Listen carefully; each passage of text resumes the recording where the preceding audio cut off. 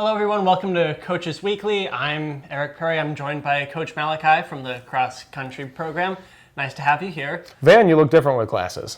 I get that a lot actually. I think it might also be the hat. True that. It kind of changes my facial features. Someday we'll get you to cheer for a better football team, but respect. I don't think there is a better football team. Oh, well, tell that to Mitch Trubisky. Listen, you know what? Yeah, that's fair. Good old Mitch. You can never make me hate him. But it's good to be here. Yeah, thank you. It's good to be here too. Okay, so tomorrow is the first cross country meet of the year at North Park. How are you feeling heading into it? It's good, actually. So it is the first cross country meet that we are also hosting. We did kind of a joint effort with North Park because I'm friends with their coach. First one in 20 years, October of 2004. So about 65% of the team weren't even alive the last time we hosted a meet. Yeah. So I'm just going to flex that a little bit, right? I think it's good. It'll be a good barometer for where the team is at after a long summer away doing their various unschool-related activities.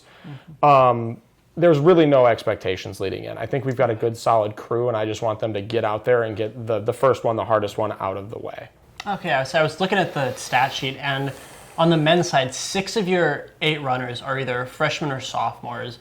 So it's like you got a young team coming in. Is it nice knowing that you have people you can build around for like the next 2 or 3 years? Yeah, they click up really quickly. They're a little gaggle of gentlemen. I think that it's nice to have them all come in. Several of them were high school teammates as well, so there's a little bit of that inherent chemistry. But we're not graduating anybody. So everyone we have right now, barring anything crazy, is going to be back next year as well. I think that goes a long way towards establishing good culture from the jump and then being able to carry it out through the inevitable 10 months that they're going to be competing together between cross and track. Okay, gotcha. And what do you tell the freshmen as they head into their first ever collegiate race to try to get them mentally prepared?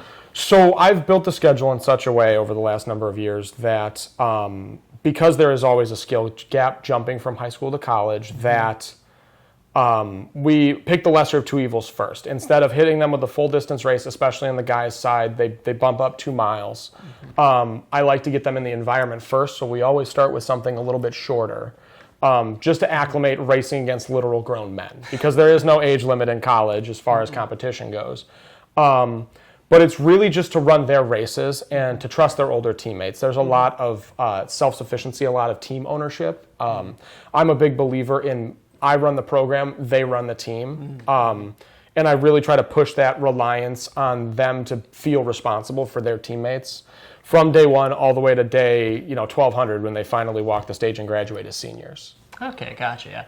And so is there anything super specific you tell the upperclassmen to make sure to any wisdom to pass on to the freshmen and sophomores that are just getting started?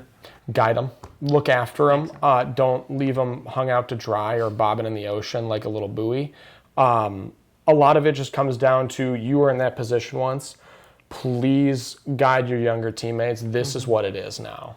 We really try to run everything as efficiently as possible. The upperclassmen know what my expectations are, and a lot of that more hands-on coaching and teaching ends up being with the freshmen and the sophomores that are not as attuned to the system just yet. And so it's a little bit more of building that bridge of trust and continually walking back and forth like someone delivering groceries from their car.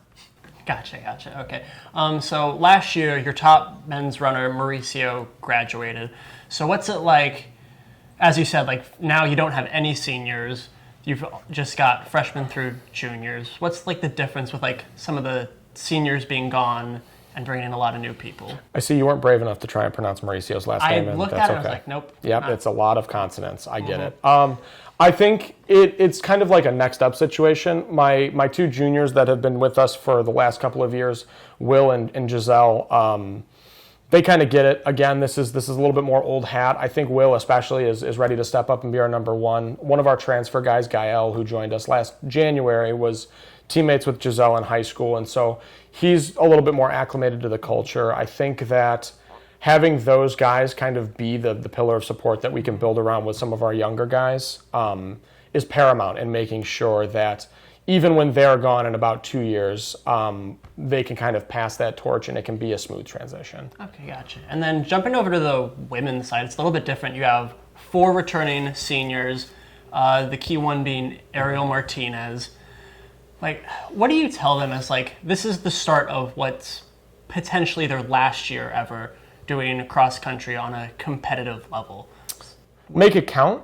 I think my biggest message to all of the seniors, not necessarily just the distance runners, but some of the trackies as well, is that you don't want to taint your senior season, your final season of college athletics, with lofty expectations and pressure that is undue. I think that a lot of the pressure that athletes receive is from themselves. It's rarely ever from coaches if they're incapable of that kind of pressure. They need to enjoy what they're doing, and they need to trust that they are capable. For me, especially as you start transitioning into that fourth year, it's a little bit more of a, we're on semi-equal footing. I'm not necessarily an authority over you. We're a little bit more mentor and mentee, because I don't have to walk them through the A, B, and C of what we do every single day. But just last one, fast one, make it count and enjoy yourself, because inevitably you got to go to bigger and better things that don't involve running. So make sure you don't squander what little you have left, and just have fun with it. Okay. And since we're coming off the summer, is there a specific way you tell them to like train over the summer to like build up endurance or speed or anything? Consistency is their greatest weapon. They don't have to do a lot of speed work over the summer. I just need them to not do a lot of like work with Doritos. Like, please just like run a little bit, stay active. Yeah. Don't sit on your couch and do nothing. A lot of the refinement comes when we're all together again. I like to be respective of their vacations and their work and their schedules. So everything is pretty flexible, and making sure that when they come in, we can kind of hit the ground running, pun entirely intended. Okay. So I guess my last question for you is, what's your hopes and goals for the season going forward, since tomorrow starts the first one? So as far as hopes and goals go, everyone came in faster than they were last year, and I think that's stellar. My goal is to always perform better, but I think beyond that, it's the 22 hours outside of practice.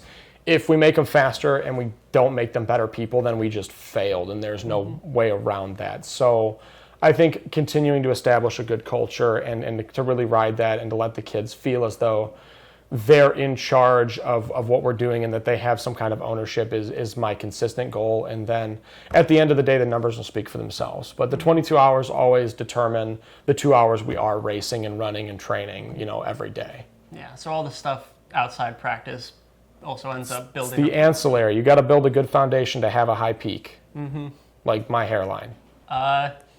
Thanks for coming in again, and this has been Coaches Weekly. See you next week.